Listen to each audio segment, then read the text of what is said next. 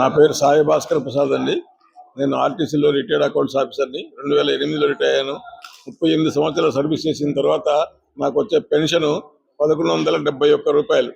ఇది ఏ ఆఫీసర్కి కానివ్వండి, ఏ ఎంప్లాయీకి కానివ్వండి, లేదంటే ఏ పొలిటికల్ మేనేజర్ కానివ్వండి, ఎవరికి కూడా వాళ్ళ ఇంట్లో పెంచుకునేటువంటి యానిమల్కి కూడా ఒక డేకి సరిపోయినంత వృత్తి మాకు ఇస్తున్నారు. సో ఇది ఈపీఎస్ 95 ద్వారా మాకు వచ్చేది. రెండోది, దీని గవర్నమెంట్ లో మనకు ముసలి వాళ్ళకి వృద్ధాప్య పెన్షన్ లాగా మన సీఎం గారు 4000 రూపాయలు ఇస్తున్నారు. దానికంటే చాలా హీనంగా ఉంది. సీఎం గారిని మేము చాలా సార్లు రిక్వెస్ట్ చేసాము. వాళ్ళ ప్రామిస్ చేశారు. ఆ ప్రామిస్ నిలబెట్టుకోమని మనం మీ ద్వారా మళ్ళీ ఒకసారి రిక్వెస్ట్ చేస్తున్నాం. రెండోది, ఆర్టీసీలో మా ఎంప్లాయీస్ రిటైర్ అయిన తర్వాత, ఎంప్లాయీస్ కానివ్వండి, ఆఫీసర్స్ కానివ్వండి, రిటైర్ అయిన తర్వాత మాకు ఎంప్లాయీకి స్పౌస్ కి 2 లక్షలు చొప్పున, అంటే 2+4 లక్షలు చొప్పున మాకు గ్రాంట్ ఉంది. ఆ డబ్బును మనం ఏదైనా ఎయిల్మెంట్ వచ్చినప్పుడు దాన్ని మేనేజ్మెంట్ సైడ్ ఖర్చు పెట్టాలి. అటువంటి ఎయిల్మెంట్ వచ్చినప్పుడు మన రిఫరెన్స్ పంపిస్తున్నారు, కానీ అక్కడికి అయిన ఖర్చులో మాకు 20%, 25% ఇస్తున్నారు. రిమైనింగ్ అమౌంట్ మన జోలో పెట్టుకుంటున్నారు. అసలే పెన్షన్ లేదు, మెడికల్కే డబ్బులు సరిపోవు. ఇటువంటి సమయంలో మేము దేన్ని అంత అమౌంట్ ఎక్కడ భరించగలం? కాబట్టి వాళ్ళకి రిక్వెస్ట్ చేసేది, మేనేజ్మెంట్కి మీ ద్వారా రిక్వెస్ట్ చేసిందంటే, మాకు ఏదైతే మీరు గ్రాంట్ ఇచ్చారో 2.4 లక్షలు, మేమొచ్చే ఖర్చు ఎంత అవుతుందో గవర్నమెంట్ మనం హాస్పిటల్లో, ఆ డబ్బులు పూర్తిగా మీరే భరించి మమ్మల్ని ఆదుకోవాలి.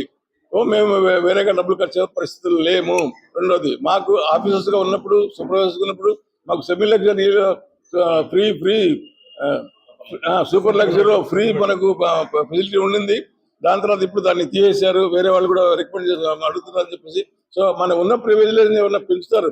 రైల్వేస్ లో చూడండి, వాళ్ళ ప్రివిలేజ్ అట్లనే ఇప్పుడు కంటిన్యూ, పీటీ వాళ్ళని అవి కంటిన్యూ అవుతారు. మేము ట్రాన్స్పోర్ట్, వాళ్ళు rail transport, road transport. So మన ప్రివిలేజ్ పెంచేది పోయి మా ప్రివిలేజ్ కట్ చేశారు మా మేనేజ్మెంట్ వాళ్ళు. సో మీ ద్వారా మా మేనేజ్మెంట్ రిక్వెస్ట్ ఏమంటే, మాకున్న ఆటోమేటిక్ ప్రివిలేజ్ ఏదైతే ఉందో సూపర్ లగ్జరీ, దాన్ని ఆటోమేటిక్గా మళ్ళీ పునరుద్ధరించాలని చెప్పేసి. దాంట్లో ఎక్కువ ఓఆర్ ఏం కాదండి, డబ్బులు కూడా ఏం ఖర్చు అయ్యేవి కాదు.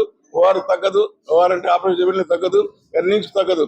ఇప్పుడు లేడీస్కి ఫ్రీ ట్రావెల్ ఇచ్చారు, దాంట్లో 1% కూడా మాకు కాదు. కాబట్టి దయచేసి మా సూపర్ లగ్జరీ ఏదో ఫెసిలిటీ ఉందో దాన్ని పునరుద్ధరించాలని. ఇది ఆటోమేటిక్గా చైర్మన్ కమిటీ మీటింగ్లో కానీ, చైర్మన్ బోర్డు మీటింగ్లో వాళ్ళు ఒప్పుకున్నారు. మేము డెఫినెట్గా శాంక్షన్ ఇస్తాం, ఎండీ గారికి ఒప్పిస్తాం, ఎండీ గారు ఇస్తానని చెప్పారు, ప్రామిస్ చేశారు. కానీ ఇప్పుడు దాకా కాలేదు. దయచేసి అది కూడా ఇమ్మీడియట్ పునరుద్ధరించాలని చెప్పి మీ ద్వారా మేనేజ్మెంట్ కోరుతున్నాం. వాళ్ళందరి దగ్గర మరి ఈ రోజు వాళ్ళు డబ్బులు తీసుకునేటువంటి పరిస్థితి ఉన్నదండి. దయచేసి అది కూడా మీ ద్వారా వాళ్ళకి తెలియజేస్తున్నాం. తప్పనిసరిగా మీరు చేయాలనుకుంటున్నాం. సార్, నా పేరు వేల్చూరి శివనాగ మల్లేశ్వరరావు అండి. నేను ఏపీఎస్ఆర్టీసీ రిటైర్డ్ ఆఫీసర్స్ వెల్ఫేర్ అసోసియేషన్కి జనరల్ సెక్రటరీగా 2024 మార్చి నుంచి నేను కొనసాగుతున్నాను. ఈ అనేకమైనటువంటి రిటైర్డ్ ఆఫీసర్స్ యొక్క ఇబ్బందుల గురించి, వారు పడుతున్నటువంటి కష్ట నష్టాల గురించి మేము ఈ ప్రెస్ నోట్లో చాలా డీటెయిల్డ్గా విశదీకరించడం జరిగింది. అయినప్పుడు కూడాను మీకు ఒక బ్రీఫ్గా నేను చెప్పదలుచుకున్నాను. ఏమిటంటే, ముఖ్యంగా మాకు అందరూ కూడాను 36 సంవత్సరాల సర్వీసు, 35 సంవత్సరాలు సర్వీస్ చేసిన వాళ్ళందరూ కూడాను రిటైర్డ్ ఆఫీసర్స్, వాళ్ళందరూ కూడా 70 సంవత్సరాలు పైబడినటువంటి వాళ్ళందరూ కూడాను వాళ్ళకి కనీసం పెన్షన్ అనేటువంటిది ఎస్ఆర్బిఎస్ ద్వారా మా డిపార్ట్మెంట్ వాళ్ళు ఇచ్చేది 2000 లోపు మాత్రమే ఇవ్వడం జరుగుతూ ఉందండి. కాబట్టి దానికి మన చంద్రబాబు నాయుడు గారు ఎలక్షన్ ప్రచారంలో 2024లో జరిగినటువంటి ఎలక్షన్ ప్రచారంలో కడపలో ఒక సభలో వారు ఈ ఆర్టీసీ వాళ్ళ యొక్క ఈ కష్ట నష్టాలన్నింటినీ వారు గమనించి దయాద్ర హృదయంతో మంచి విచక్షణ అనేటువంటి ఆయన ఒక వాగ్దానం చేశారు మా అందరికి కూడాను. తప్పనిసరిగా అధికారంలోకి వచ్చిన తర్వాత అందరికీ ఆర్టీసీ రిటైర్డ్ ఎంప్లాయీస్ అందరికి కూడా జీవన భృతి కల్పిస్తానని చెప్పేసి అని చేయడం జరిగింది సార్. తర్వాత మా అందరి సపోర్ట్ వలన వారు కూడా ఈ యొక్క అధికారంలోకి వచ్చిన తర్వాత మేమేం చేసామంటే, ఆగస్టులో మేము పర్సనల్గా వారికి ఒక వారు చేసినటువంటి వాగ్దానానికి సంబంధించినటువంటి మెడికల్కి సంబంధించినటువంటిది, ఈ జీవన భృతికి సంబంధించింది 24 ఆగస్టు 2024లో మేము పర్సనల్గా సారికి కలిసి ఒక రిప్రజెంటేషన్ కూడా ఇవ్వడం జరిగిందండి. అయితే ఇప్పటివరకు కూడాను, దాని తర్వాత కూడాను కొన్ని విషయాల్లో వారికి ఒక మెయిల్స్ కూడా పంపించడం జరిగింది. తర్వాత మా ఆర్టీసీలో ఉన్నటువంటి బోర్డు చైర్మన్ గారికి, ఎండీ గారికి, తర్వాత ట్రాన్స్పోర్ట్ మినిస్టర్ గారికి కూడాను అనేక సందర్భాల్లో వాళ్ళకు కూడా తెలియజేయడం జరిగింది. విచిత్రం ఏంటంటే ఇప్పుడు నేను 36 సంవత్సరాలు సర్వీస్ చేసి ఒక డిపో మేనేజర్గా రిటైర్ అయ్యి, ఈ డిపో మేనేజర్ హోదా అంటే ఈరోజు ఒక ఆర్డీఓ, ఒక డిఎస్పీకి సమాంతరమైనటువంటి ఉన్నటువంటి క్యాడర్తో ఉన్నటువంటి రిటైర్ అయ్యి, ఈరోజు నాకు డిపార్ట్మెంట్ వాళ్ళు ఇచ్చే పెన్షన్ ఎంత అంటే రూ. 1420 అని చెప్పుకోవడానికి మాకే చాలా బాధగా. ఈహెచ్ఎస్ ఎంప్లాయీ హెల్త్ స్కీమ్ మేము కూడా 35,000 రూపాయలు మేము పే చేసాం సార్. మాకు కూడాను ఈ ఎంప్లాయీ హెల్త్ స్కీమ్ గవర్నమెంట్లో కలిసింది కాబట్టి ఎంప్లాయీ హెల్త్ స్కీమ్ మాకు కూడా అమలుపరచాలని చెప్పేసి అని కూడా మేము కోరుతున్నాం సార్. రెండవది ఏంటంటే మమ్మల్ని మెడికల్ రిఫరల్ హాస్పిటల్కి ఏదైనా దీర్ఘకాలిక వ్యాధులకి ఏదైనా రిఫరల్ హాస్పిటల్కి మమ్మల్ని పంపించినప్పుడు అక్కడ వాళ్ళు దానికి అమౌంట్ అనేది ఆ రిఫరల్ హాస్పిటల్ వాళ్ళు రైజ్ చేసినటువంటి అమౌంట్లో కేవలం 25% మాత్రమే మాకు వాళ్ళు రీంబర్స్ చేస్తూ మిగతా 75% మీరే కట్టుకోండి అని చెప్పేసి అని మాకు తెలియజెప్పడం జరుగుతూ ఉంది సార్. అది చాలా ఇబ్బందితో కూడుకున్నటువంటిది. అంటే ఏంటి, వాళ్ళు పే చేయలేక అప్పులు చేసుకొని ఇల్లు వాకిలు తగ్గడ పెట్టుకొని రోడ్డు మీద పడి చాలా ఇబ్బందులు పడాల్సి వస్తుంది సార్. దయచేసి ఈహెచ్ఎస్ ఫెసిలిటీ కూడా వీళ్ళకి ఇంప్లిమెంట్ చేయాలని చెప్పేసి మమ్మల్ని కోరుతున్నాం సార్. మీరు తప్పనిసరిగా దయతోటి కాస్త వ్యాస్ట్ కవరేజ్ ఇచ్చి మమ్మల్ని ఆదుకోవాలని కోరుతున్నాం సార్. కానీ అది వాళ్ళు మాకు నిరాకరించి ఇప్పుడు they are linking our case with employees అండి. మాకు అది కూడా మాకు పే చేయాలనేటువంటి విషయం మేము కోరుతున్నాం.